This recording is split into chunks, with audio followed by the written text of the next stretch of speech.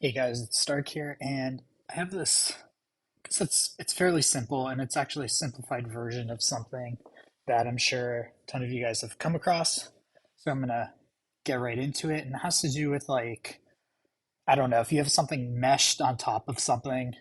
For some reason, this is all I could think of. You'll think of a better, you know, use case for it, but uh, and bear with me because I'm on a MacBook, and I'm the center button thing I'm terrible at. But anyways, essentially here's the issue. Let's say you have something, it's meshed. I don't know. We have snow, okay, and you have your object. I just have crag here, and then I have a meshed fluid VDB or whatever. And you're like, all right, I want this guy to stick out, right? You want it to stick out more. And let me just put this here so we can see it together. And there we go. So peak works fine, I guess. And these are very low numbers. So let me undo. We'll go to like 7. And the the big issue you're going to see is that when it's peaking, okay, it's peaking in woo, both directions, right? And typically you don't want that. You just want it to kind of be like in the opposite direction of the object. So I'm gonna show you a cool way to do it. I like it better than peak, and it's not that difficult honestly. And I'll show you what I'm doing just using colors, and it's using Vex. It's only a few line of codes, but it's super simple.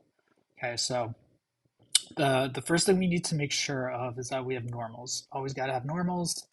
Okay, and I'm just gonna move down here and we'll just start from I guess scratch. Okay, so we'll do that. We got normals, and I think it's just doing that because this is just the leg portion. I just took his leg out and did that. It's not anything insane. Yeah, sorry, hotkeys. I'm a little wonky on. Okay, so essentially what we're going to do, and this probably is not going to make sense right at this second, but if you recall the, 2 seconds ago that I just said about using the peak node, it's that,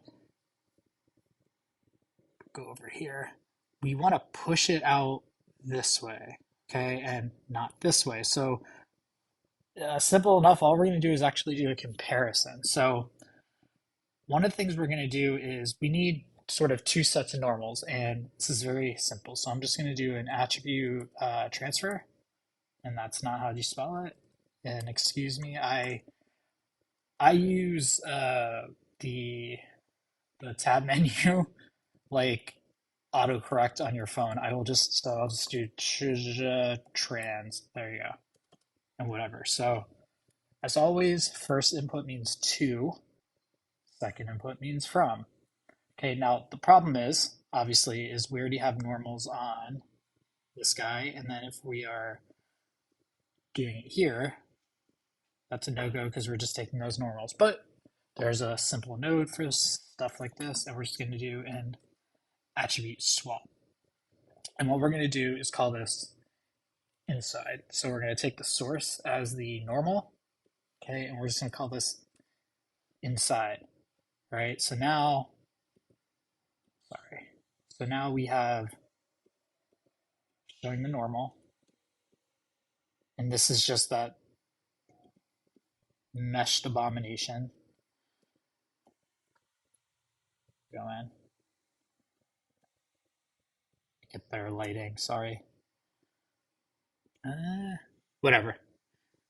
This is whatever. Okay. As long as we have a mesh, you can see. There we go. Okay. However, now we have that one that we called. We renamed it to uh, inside. So now what we want to do is simple enough. Transfer to inside, and then we go here, and it's just going to do the closest one. So let's see. Inside.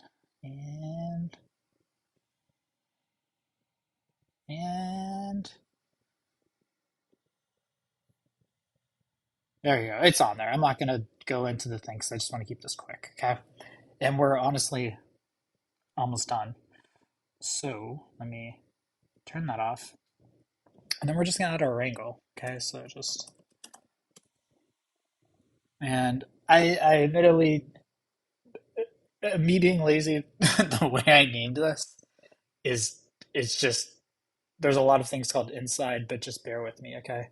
So first thing we want to do is we want to normalize the inside of the normalize. So we're just going to do the inside. Okay, so now all that's doing is technically if we took this and then it's probably still going to do that. It's just making it between 0 and 1. That, and if you don't know what normalizing means, it just means that, like, let's say if something had a different length, it's just saying that the length of all of these normals is equal to 1. So it's I standardizing it, let's put it that way. Okay. And then, and to make this even more confusing, what I wanted to do is just so I don't have to keep writing v at inside. Okay, I'm just taking the vector and I'm calling it inside, and I'm making it equal to, you guessed it, v at inside. So now whenever I need to use the inside attribute, I could just type inside. Now the other thing we need is, because we're comparing it, and this might not make sense until I put a color to it, but we just need a float angle. Okay, so we're gonna just call this channel, we'll call it max angle, and there. And then I'm going to type this code out and then just explain it probably with colors because it's easier. And here's this inside, okay? And then if it's greater than the angle, what we'll do is we're going to put it into a group called outside equals 1. And not outside, outside, and let's see, right, messed up, channel. Probably doesn't help that I put at angle instead of float. Sure. Equals, what is up with my typing? Anyways, and sure enough, I'm saying parentheses. My God, let's see. Probably gonna edit this out.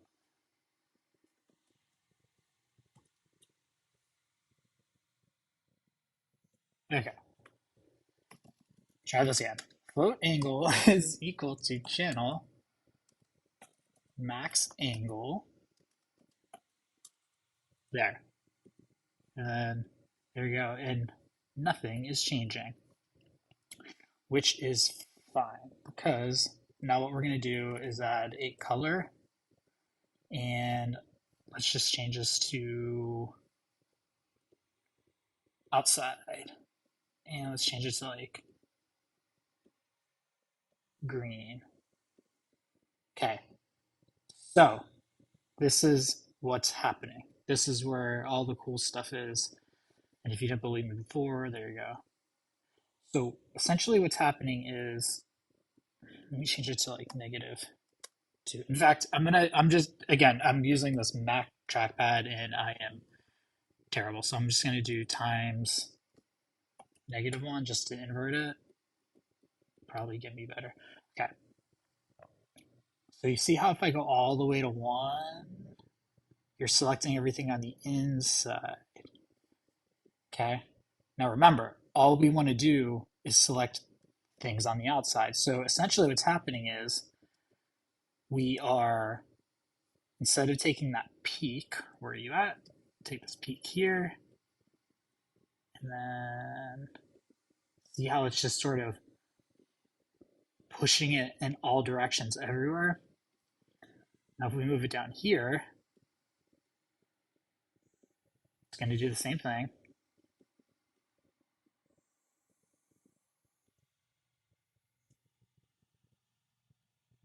Sorry. It's going to do the same thing, but if we go to the outside, turn off and on, zoom all the way in here,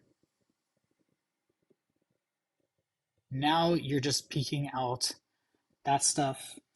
We'll go to a merge, bring that there, bring this guy here, view it, and now you have your cool puffiness stuff. Okay. And you could blur it, you could do everything else, but this is the basic functionality. You could do this with the volume. I didn't want to do that. I wanted to keep it a lot simpler. Um, but that's really it. It's pretty cool actually. And then just as a little bonus thing, I use this all the time instead of peak. So let's just make sure it has the same normals. Okay, so I'm just going to do an attribute blur. I'm just going to blur the normals just to kind of make it more uniform. And you'll just see it like, ooh, okay. And if you ever need to just push stuff out, super simple. You just say P plus equals, take the normal, and then multiply it by, I'm just calling it push. Okay, and when I press this, nothing's going to happen. But we'll go to the outside group, and then it's going to push it along the normal. But you can see in the middle there that none of that's being touched. Okay, so there you go. And sometimes it's better than peak, so I'll just give him his pumps. This thing. There you go. Again, terrible with the center thing. And that's all. So I hope this helps you guys. This I find this super helpful, especially there's sometimes where you have things where you're like, oh my God, I just need to get this thing to like just that much more. And what you can also do is because it's just blending. So you could even go ahead and do a mask where like let's say you have a hole that's doing it and you're like, I just need that area. You could paint a hole right there on the mask and only select that area. So cool guys, I hope that helps and see you later. Later.